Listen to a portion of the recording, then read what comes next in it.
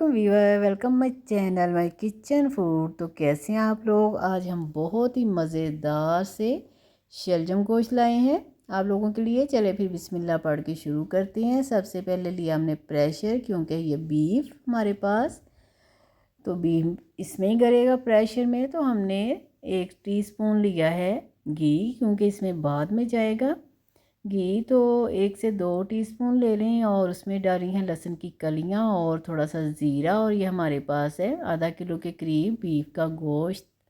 और 1 से 1.5 टमाटर ले लें और 1 बड़े साइज़ की प्याज ले लें। इसमें थोड़ा सा पानी डाल के आप अभी सिर्फ हमने आधा कप के करीब इसमें पानी डालना है, क्योंकि प्याज और टमाटर का भी पानी होगा। थोड़ी सी हल्दी और 1/2 टीस्पून नमक शामिल करेंगे और प्रेशर को बंद कर देंगे। सिर्फ 5 से 7 मिनट के लिए इसे बंद करेंगे और बाकी मसाले बाद में शामिल करेंगे। देखें, हमने प्रेशर खोल लिया था और अब इसमें ऑयल डालेंगे और इसे मिक्स करेंगे। हल्दी है और नमक हमने डाला था, लेकिन नमक अब भी इसमें जाएगा। पहले इसमें डालेंगे मसाले हमने ऐड नहीं किए थे। अब इसमें जाएगा धनिया पाउडर 1 टीस्पून, लाल मिर्चों का पाउडर 1 टीस्पून और नमक 1 टीस्पून।